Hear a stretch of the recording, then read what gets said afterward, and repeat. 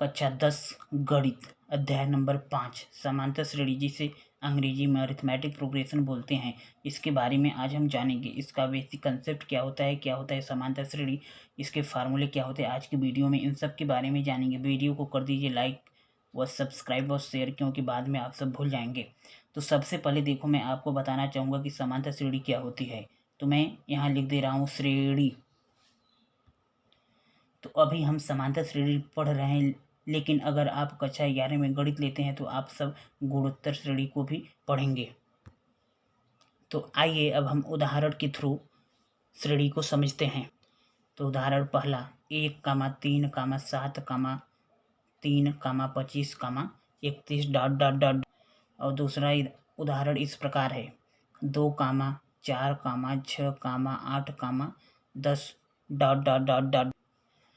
तो जो ये दो श्रेणी है, आपको देखते ही कुछ अंदाज़ा लग रहा होगा, कुछ अनुभव कर रहे होंगे आप सब। पहले श्रेणी में कोई भी चीज़ों का अंतराल जो समान नहीं है। 1 के बाद 3 आ रहा है, 3 के बाद 7 आ रहा है, 7 के बाद 3 आ रहा है, 3 के बाद 25 आ रहा है, 25 के बाद 31 आ रहा है। तो कभी संख्याएं घट रही हैं तो कभी बढ़ रही हैं। जबकि दूसरे श्रेणी में प्रत्येक पदों के बीच 2-2 का अंतर है।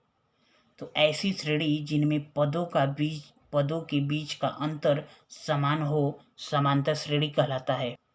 तो दूसरा श्रेणी हमारा एपी होगा और पहला श्रेणी हमारा एपी नहीं होगा। एपी का मतलब होता है अरिथमेटिक प्रोग्रेशन।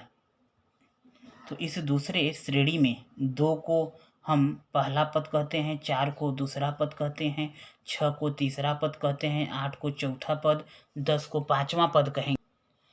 पहले पद को ए या A1 से दर्शाते हैं, दूसरे पद को A2 से दर्शाते हैं, तीसरे पद को A3 से दर्शाते हैं, चौथे पद को A4 से दर्शाते हैं, पांचवें पद को A5 से दर्शाते हैं। आइए अब हम सारवंतर के बारे में जानते हैं। तो हमने अभी बोला पदों के बीच का अंतर, उसे ही सारवंतर बोलते हैं और सारवंतर को स्मॉल d से दर्शाते हैं। तो D1 बराबर होगा A2 माइनस A1, D2 बराबर होगा A3 माइनस A2, D3 बराबर होगा A4 माइनस A3। ऐसे और आगे चलता रहता है। जब D1, D2, D3 ये सारे सारवंतर बराबर हो जाते हैं तो श्रेणी हमारा समांतर श्रेणी कहलाता है। और इसके बाद आपको कोई पद निकालना हो, जैसे दूसरा तीसरा, तो फार्मूला एक आता है इसके लिए, जिसे हम n वां पद का फार्मूला कहते हैं। n वां पद को an से दर्शाते हैं, जहाँ a हमारा प्रथम पद है और d सारवंतर है। जैसे सपोज करो कि हमें 5वां पद निकालना है, तब हम n बराबर 5 अपने फार्मूले में रख A5 बराबर A plus 5 minus 1 into D, या A5 बराबर A प्लस 4D। तो देखिए यहाँ 5 है तो यहाँ 4 है। अगर हमें चौथा पद निकालना हो तब A4 बराबर A प्लस 3D। अब देखिए यहाँ 4 है तो यहाँ 3 है।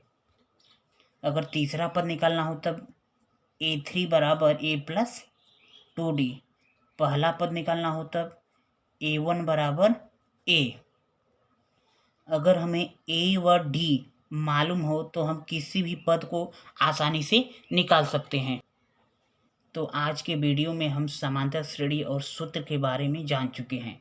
आगे के वीडियो में हम प्रश्नावली 5.1 को हल करेंगे।